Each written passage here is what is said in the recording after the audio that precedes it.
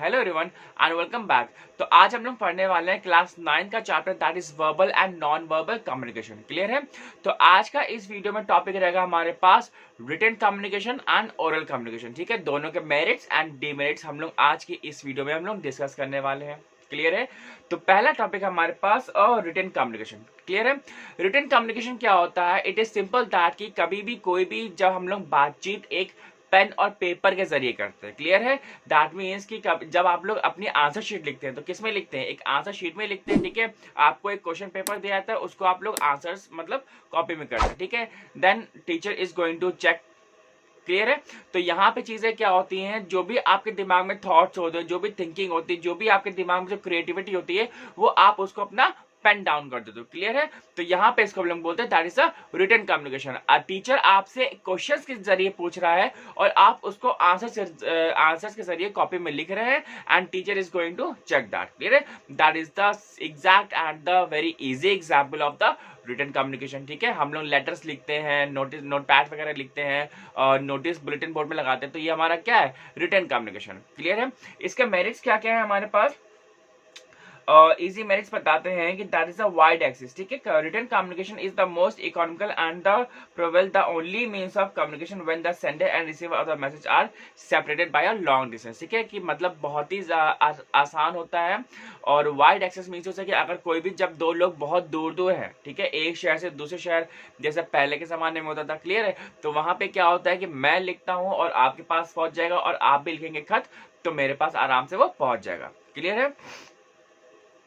Next is the convenience. ठीक है, बहुत ही ज्यादा इजी होता है और बहुत ही ज्यादा कन्वीनियंस होता है, तो इसमें कोई प्रॉब्लम नहीं होती। रिपीटिशन भी आता है, 8 कंट्रोल्स भी आते हैं। क्लियर है? तो these are the merits of the written communication. ठीक है, there are several merits but I am just only discussing the 2 और 3। क्लियर है?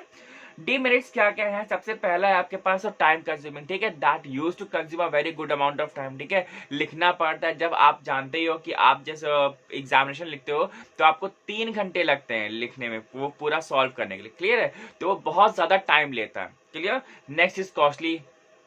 कहाँ पे लिखेंगे? कॉपी में लिखेंगे और आपके पास पेन होना चाहिए। ठीक है, तो उस सब का जो स्टेशनरी जो आप यूज करेंगे उसको भी आपको पहले परचेज करना पड़ेगा, फिर आप लिखेंगे। क्लियर है? तो that is going to be costly. Clear है? नेक्स्ट आते हैं हम लोग तो वर्बल। ठीक है, वर्बल कम्युनिकेशन में जिसको हम लोग बोलते हैं ओरल या स्पोकन कम्युनिकेशन। क्लियर है? तो अब ओरल कम्युनिकेशन क्या होता है? सिंपल अगर लैंग्वेज में हम लोग बात करें तो ओरल कम्युनिकेशन जैसे कि हम अभी आपसे बात कर रहे हैं, that is the verbal communication. Clear है? जो कि हम लोग, हमें कोई भी लैंग्वेज आती है और हम उससे बात कर सकते हैं, that is always going to be the verbal. ठीक है, जैसे कि आप अपने एग्जामिनेशन में जब प्रैक्टिकल देते हैं तो प्रैक्टिकल के साथ एक वाइवा होता है। क्लियर है? तो वाइवा क्या होता है? एग्जामिनर आपसे क्वेश्चन पूछता है and you are going to answer then and there itself. Clear है? इमीडिएट रिएक्शन आता है, उसने पूछा और आपने यहाँ पे जवाब देना ही है करके। क्लियर है? So that is the oral communication. ठीक है, जिसको हम लोग बोलते हैं वर्बल डिफेंड भी बोलते हैं। क्लियर है? तो आइए देखते हैं इसके ओरल कम्युनिकेशन के हमारे पास बेनिफिट्स क्या क्या है, merits and demerits. That is a fast, economical. ठीक है, तुरंत आप जवाब देंगे, ये नहीं कि सोचने बैठ गए या आप 2 घंटे बाद या आधे घंटे बाद दे रहे, नहीं, हमने आपसे पूछा और आप वहां से जवाब देंगे। क्लियर है? That is fast, economical, personal touch. आप सामने बैठे होते हो, हम आपका चेहरा जो है वो रीड कर सकते हैं, पढ़ भी सकते हैं। क्लियर है? सामने हम लोग बात कर सकते हैं। क्लियर?